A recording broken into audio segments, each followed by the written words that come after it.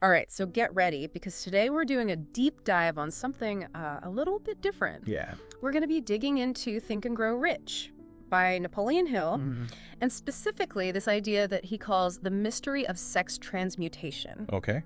So we're going to be trying to figure out what this self-help guru Right. from almost 100 years ago had to say Yes. about the link between sex and like major success in life. It's interesting that he decided to put this idea into a book Right? that's basically about how to get what you want out of life. Yeah. Think and Grow Rich is such a classic. Yeah. And it's really interesting, I think, that he really thought that this was one of the key components to getting what you want. So for somebody who's never even heard this term before, Yeah. what is sex transmutation? It almost sounds like it's, Yeah. I don't know, something from a sci-fi novel or something. Well, transmutation in this case, Okay. it doesn't really have anything to do with like suppressing Yeah. your sexual energy. It's more about like shifting it. Okay. So like Hill really believed that sexual desire is such a powerful force. Yeah. And that it's something that we can redirect Okay. other areas in our life. Like we can consciously choose to channel that energy Exactly. instead of just letting it, do its thing naturally. Yeah, and he compares it to Yeah. channeling a river. So like we can build a dam Okay. and we can choose where we want that energy to go. But he's saying we can use that for like anything. Yeah, any area of our life. Business, relationships, creativity, art. He was really convinced that our minds Yeah. can do incredible things. Okay. And that this energy that we typically associate with sexuality Yeah. could actually be used to boost Mm. our creativity and our drive in other areas. And he like really tried to back this up with history, right? He did. He really did. Didn't he look into like a bunch of historical figures and Yeah. try to find evidence for this? He was really interested Yep. in the biographies of like really successful people. Yeah. And he specifically mentions people like Napoleon, Yeah, I remember the Shakespeare. and Abraham Lincoln, yeah. Yes. But I mean, just because somebody was really successful and had a healthy libido Yeah. doesn't mean that those two things are connected. Yeah, absolutely right. It's like it's correlation, not causation. That's exactly Yeah. what we have to be careful of. Yeah. You can't just say that because somebody was really driven sexually, Yeah. that's why they were successful. Right. There's a million other factors. Exactly. Like ambition, historical context, Totally. just being in the right place at the right time. 100%. So like, how do we know Yeah. how much of this is real Right. and how much of this is just like wishful thinking? So let's get into like the actual science of this. Okay, yeah. Is there any evidence that like we can really harness this type of energy to like boost our brain power? That's a great question. To be more creative, to be more successful? Well, we know for sure that there is a link Okay. between desire and motivation and the reward system in our brains. Okay. But it's definitely a lot more complex than I think Hill realized back then. Okay. So basically what happens is Yeah. when we experience something pleasurable, Okay. and it could be anything, but it also includes sex, Yeah. our brains release this neurotransmitter called dopamine. Yeah, dopamine, that's that feel-good chemical, That right? is, yeah. Like when you eat a piece of cake, Yeah. your brain's like, yes, do that again. It basically tells us Okay. that we should do whatever we just did Yeah. more often. Right. But dopamine isn't just about pleasure. Okay. It also is really important in Oh. motivation and focus Uh-huh. and even creative thinking. Oh, interesting. So we know Okay. there is a link there, Okay. but it's not Like- quite as simple as that. Okay. It's easy to just say, oh, more dopamine equals more brain power. More sex drive equals more success in life. Exactly. But it's a lot more nuanced than that. Yeah. I mean, there are plenty of people out there who have incredibly high libidos, Yeah. but they're not necessarily Right. driven to achieve great things. Yeah, for sure. And on the other hand, you Yeah. have people Yeah. who are creative geniuses Yeah. who maybe Yeah. don't have that same level of sexual energy. Yeah. So it's not like a one-to-one thing. Right. Yeah, that makes sense. Yeah. So it sounds like Hill was maybe on to something Yeah. with this whole like energy idea. Yeah. But it's not as simple as just Yeah. reducing it down to just pure biology. Right. Right. And to be fair to Hill, Okay. he did say Yeah. that there was Yeah. more to it than that. Okay. He actually put a lot of emphasis on the role of love and romance. Really? Yeah. Okay, so it's not just about sexual energy. Not just the raw energy. There's like a heart component to this. He thought it was super important. Okay, so tell me more about that. So basically, Yeah.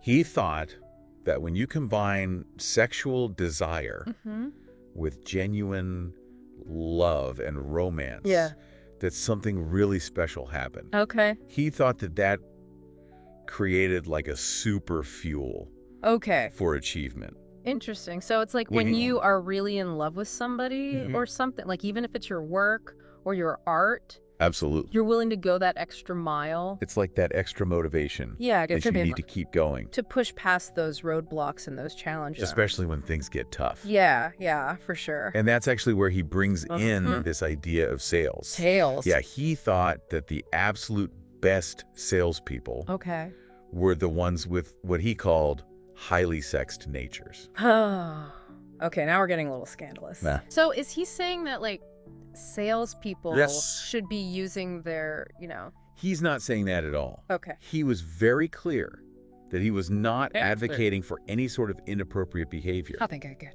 What he was talking about was this quality of personal magnetism, which is all about charisma and confidence and being able to connect with other people. I see. On a deep level. So it's not about being, like, overtly sexual. No. It's about taking that same energy, that confidence, that passion, and using that to build a relationship. That's exactly right. And inspire people. He thought that you could channel that energy into something that would draw people to you. Yeah, it's like that it factor almost. Yeah, totally. It's hard to describe, but you know it when you see it. You just feel it. Yeah. It's like an energy that just draws you in. Okay, but let's get practical. What if somebody is listening to this and they're like, all right, this is really interesting. I want to try this transmutation thing. Sure. How do they do it? What are like the practical steps? He was really big on self-awareness. Okay. He thought it was really important to understand your own desires, your motivations, even your weaknesses. And then once you have that clarity, you can kind of make a conscious choice about how you want to channel your energy. So being mindful of where that energy is going and choosing to redirect it towards something you want to create. He was also really big on willpower. Okay. And the importance of delaying gratification.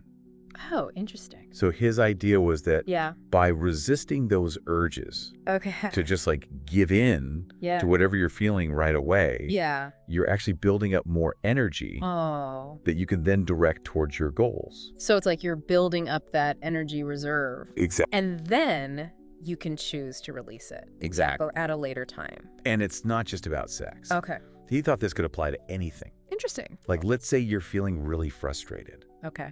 Maybe a project isn't going well. Maybe you're facing a setback. Yeah. Hill would say. Yeah. Instead of letting that frustration completely derail you, you can actually use that energy and turn it into something productive.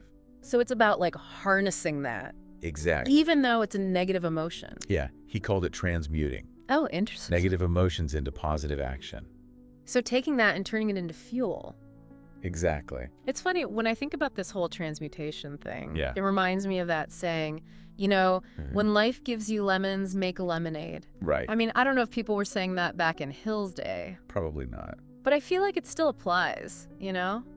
It's true, though, isn't it? Yeah. Like, we all have those moments. Oh, yeah. When we just want to give up. For sure. When we feel like throwing in the towel. Yeah. But what if, instead of letting those emotions totally control us, we could actually use them?